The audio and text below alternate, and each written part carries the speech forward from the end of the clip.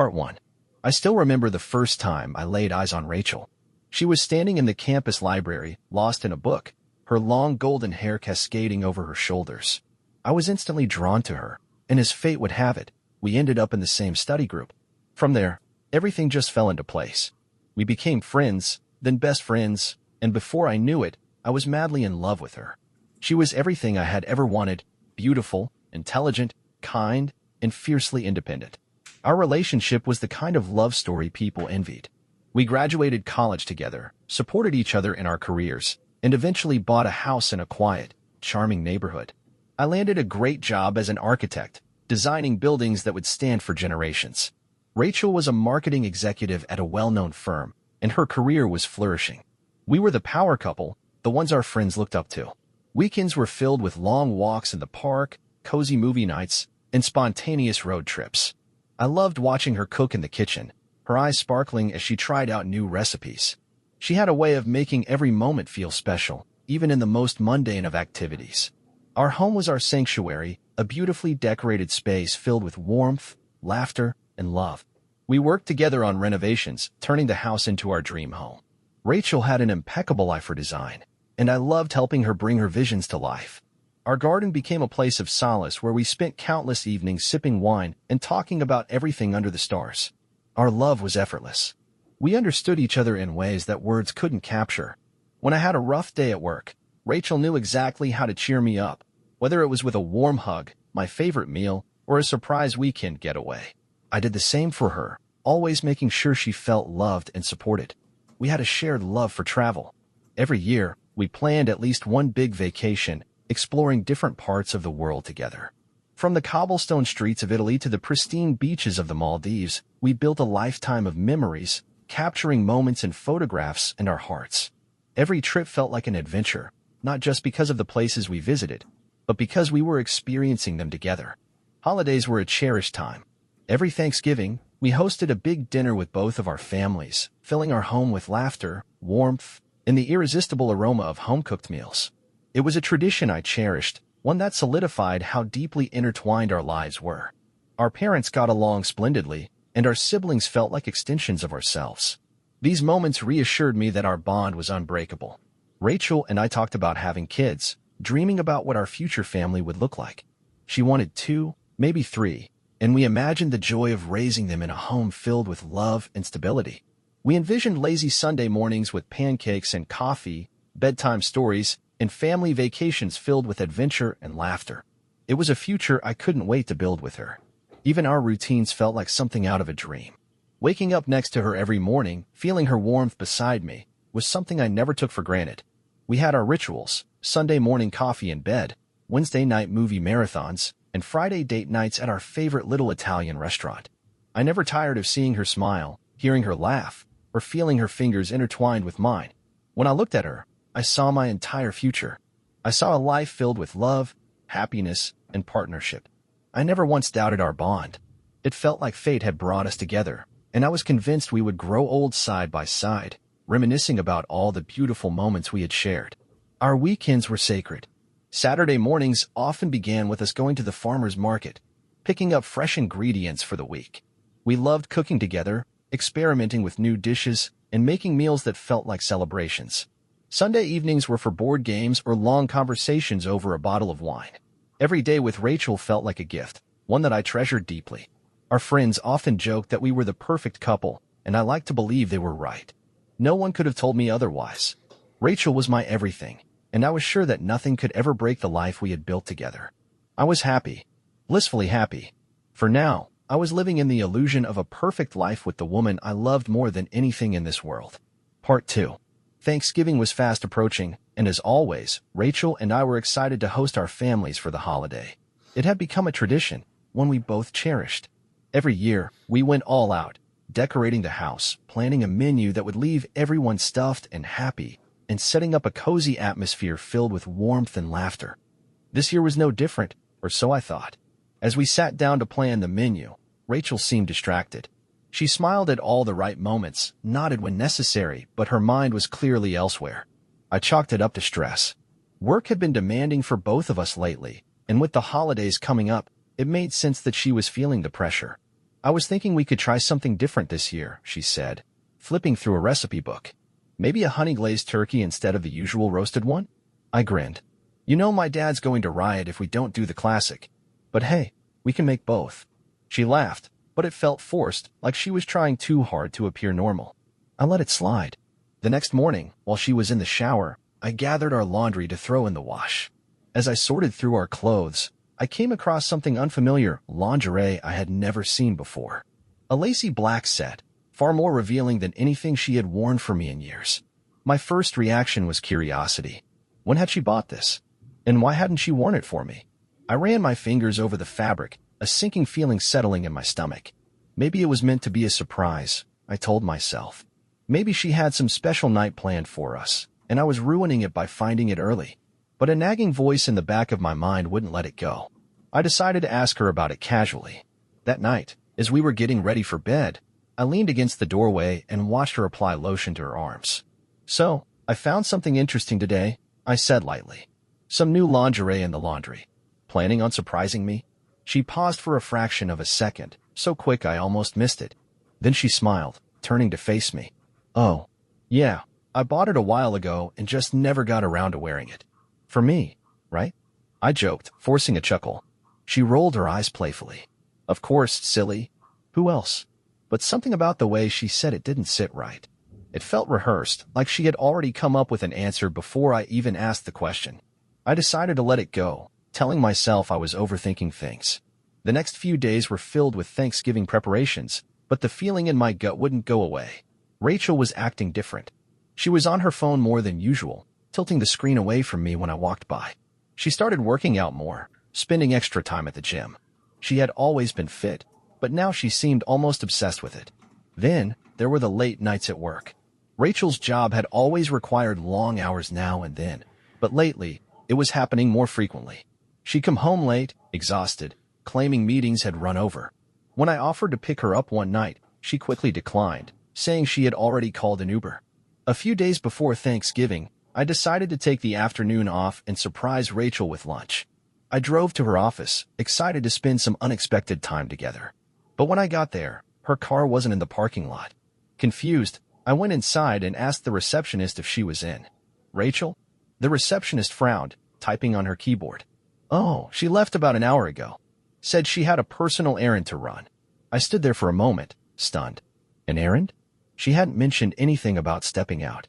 I thanked the receptionist and left, my mind racing with possibilities. Where had she gone? And why hadn't she told me? That night, I casually asked Rachel how her day was, waiting to see if she would mention the errand. She didn't. She told me about a meeting, some projects she was working on, but nothing about leaving the office early. I wanted to ask her directly, but something stopped me. I didn't want to sound paranoid. I didn't want to be the husband who started acting suspicious over nothing. But was it really nothing? The night before Thanksgiving, as we prepped the house for our guests, I noticed something else. Rachel had started wearing perfume again. Not just any perfume, but the one she used to wear when we first started dating. It was a scent I loved, but she had stopped wearing it years ago, claiming she had grown tired of it. Yet, here she was, spritzing it on her wrist before bed. I inhaled deeply, trying to calm myself. Maybe she just wanted to feel good. Maybe she missed how things used to be, and this was her way of reconnecting with those memories. But as I lay in bed that night, staring at the ceiling while Rachel slept peacefully beside me, I couldn't shake the feeling that something was wrong. Something was changing between us, slipping through my fingers before I could even grasp it. Thanksgiving was only a few hours away, and I wanted to shake off the uneasy feeling. Maybe I was being paranoid. Maybe it was all in my head. But something told me, deep down, that things weren't as perfect as they seemed. And I wasn't sure I was ready to find out the truth. Part 3. Thanksgiving had finally arrived, and our home was filled with the familiar sounds of laughter, clinking glasses, and the delicious aroma of turkey and stuffing. Our families gathered around the dining table, sharing stories and reminiscing about past holidays. For a while, I allowed myself to enjoy the moment, pushing aside the nagging feeling that had been weighing me down for weeks. Rachel moved through the room effortlessly, smiling, laughing, making sure everyone had what they needed. She was the perfect hostess, just like always. But I couldn't ignore the way she avoided my eyes, the way she flinched when I reached for her hand under the table. Something was wrong. I knew it. I just didn't know what. Not yet. After dinner, I stepped outside for some fresh air, needing a moment to clear my head.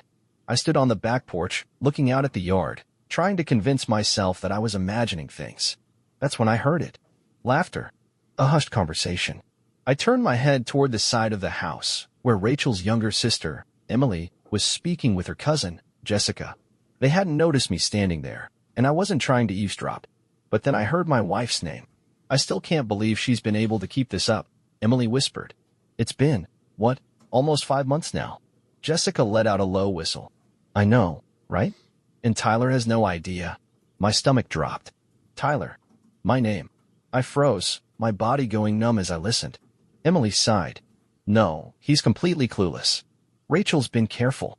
She's always been good at hiding things when she wants to. I felt my heart hammering against my chest, my breath caught in my throat. I wanted to step forward, demand answers, but I couldn't move. I could barely process what I was hearing. Jessica's voice was quieter now, almost sympathetic. Do you think she actually loves him? Or is this just, something she fell into? Emily hesitated. I don't know. She says she still loves Tyler, but... if she really did, why would she be sneaking around like this? I couldn't listen anymore. My legs moved before my brain caught up, carrying me back inside, back into the warmth of the house that suddenly felt cold and unfamiliar. The voices of our family faded into the background as I pushed through the hallway, heading straight for the bathroom. I locked the door behind me and gripped the edges of the sink, staring at my reflection in the mirror. 5 months. My wife had been cheating on me for 5 months. I felt sick. My stomach twisted into knots, and my hands trembled as I tried to steady myself. How had I not seen it? How had I been so blind? All the signs were there, the late nights, the sudden change in her habits, the secrecy. The lingerie. God, how could I have been so stupid? A knock on the door jolted me out of my spiraling thoughts. Tyler. Rachel's voice came from the other side. Are you okay? You've been in there a while. I squeezed my eyes shut, forcing myself to breathe. I couldn't confront her here. Not now. Not in front of our entire family. I needed proof. I needed to be sure. I forced my voice to sound normal. Yeah, I'm fine. Just needed a minute. Okay, she said, but there was hesitation in her tone. I'll be in the kitchen if you need me. I waited until I heard her footsteps retreat before unlocking the door and stepping out. My mind was already racing, formulating a plan. I wasn't just going to sit back and let this happen. I needed to find out the truth, and when I did, Rachel would have no way to lie her way out of it. For the rest of the evening, I watched her more closely than ever before. Every smile, every touch, every casual glance at her phone, it all seemed so rehearsed now. I wasn't looking at the woman I had loved for years. I was looking at a stranger, someone who had been living a double life right under my nose. Later that night, after our families had left and the house was quiet, I picked up Rachel's phone while she was in the shower. My hands trembled as I scrolled through her messages, my heart pounding so loudly I could hear it in my ears. There it was. A message from an unsaved number, sent just a few hours ago. Can't wait to see you again. Last night was amazing. I miss you already. I gripped the phone so tightly my knuckles turned white. I had my answer. I had my proof. Rachel was cheating on me. I had never known heartbreak could feel so physical. It was like a blade slicing through my chest, leaving me breathless. The world around me blurred as anger and devastation flooded my veins. I put the phone down carefully, methodically, as if touching it any longer would burn me. Then I sat on the edge of the bed and stared at the floor, waiting for her to come out of the shower. Because now, there was no turning back. One thing was certain, I was no longer the clueless husband she thought I was. And she was about to find that out the hard way. Part 4. I sat on the edge of the bed, gripping the phone, my mind racing with thoughts of betrayal and vengeance. Rachel's laughter echoed in my ears. Her voice from earlier in the evening when she had joked with our families, acted like nothing was wrong. The woman I loved, the woman I trusted, had been lying to me for months. And now, I had the proof I needed to destroy her. She stepped out of the bathroom, towel wrapped around her body, steam following her like a ghost. She smiled at me, but I didn't return it. Instead, I held up her phone. You forgot to delete a message, I said, my voice eerily calm. Rachel froze, her face paling instantly. What? I turned the screen toward her. The text message from her lover still glowed in the dim light of the room. Her eyes widened, and she opened her mouth, but no words came out. Don't. I cut her off. Don't insult me by lying. She stammered. Tyler, I can explain. Explain. I let out a bitter laugh. Explain how you've been screwing someone else for 5 months while coming home to me every night? Explain how you've been playing house with me while sneaking around like a coward. Tears welled up in her eyes, but I felt nothing. No sympathy. No pain. Just cold, calculating rage. I stood up and walked past her, grabbing my laptop from my desk. I had already started gathering evidence, screenshots of messages, financial records showing unexplained transactions, and even phone logs. I had spent the last few hours preparing, knowing that once I confronted her, there would be no going back. I'm filing for divorce, I said, setting my laptop down and opening the file I had compiled. And I'm making sure you don't walk away from this unscathed. Her hands trembled. Tyler, please, let's talk about this. We can work through it. I cut her off again. No, Rachel, there's no working through this. You made your choice. Now, you'll deal with the consequences. She sank onto the bed, tears streaming down her face. I never meant to hurt you. I clenched my jaw, my fist tightening. Then you shouldn't have done it. The next day, I met with my lawyer. With the evidence I had, the divorce proceedings would be swift. Rachel had no idea, but our finances were more intertwined than she thought. Her job, her reputation, it was all built on the stability of our marriage. Once the truth came out, she would lose everything. I filed for divorce that afternoon, citing adultery and providing all the proof necessary. My lawyer assured me that with the extent of her betrayal, I had the upper hand in everything, our house, our savings, even the car she drove. Then, I took it a step further. I sent an anonymous email to her company, attaching the messages and screenshots. Rachel had built a name for herself in the corporate world, presenting herself as a model of integrity and professionalism. But her affair was with a colleague, one who was also married. By the end of the week, Rachel was called into HR.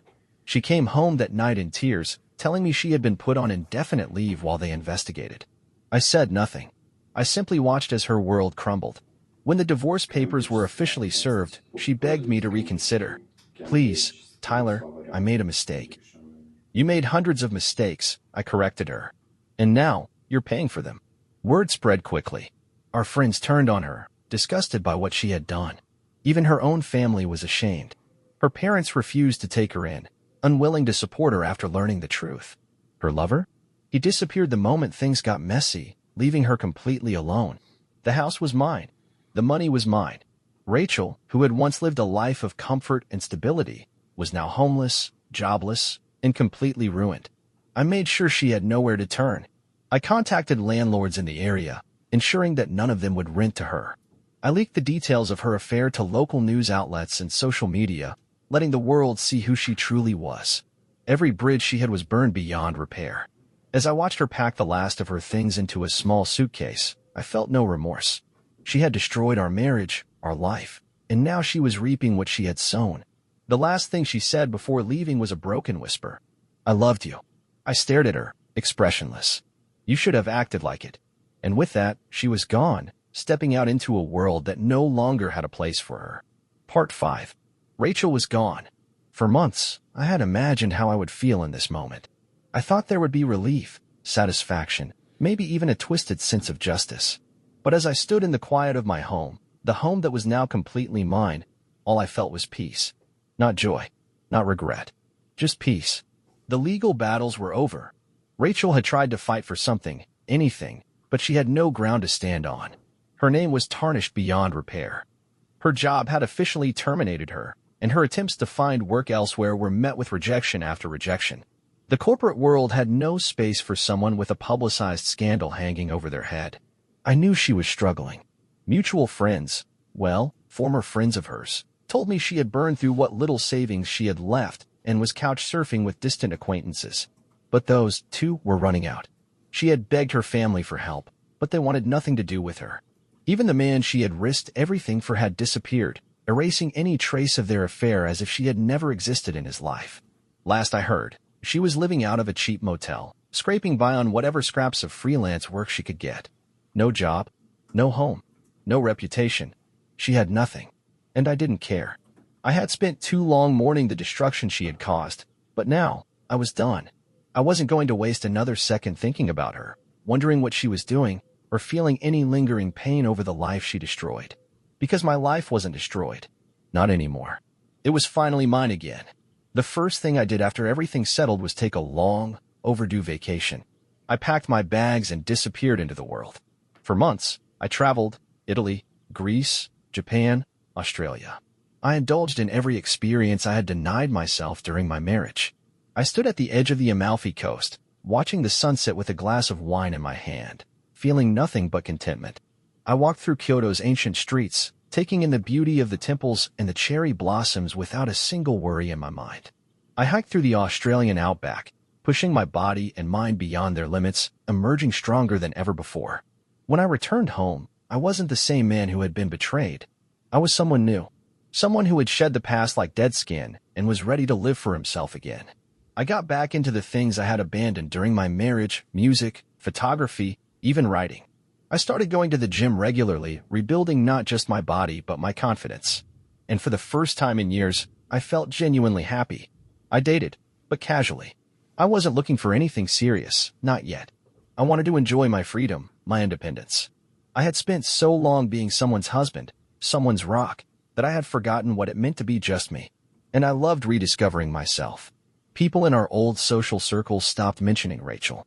It was as if she had never existed. The name that once haunted me had no more power. And then, one day, she reached out. A single email. "Tyler, I don't expect you to forgive me. I don't even expect a response. I just wanted to say that I'm sorry. For everything.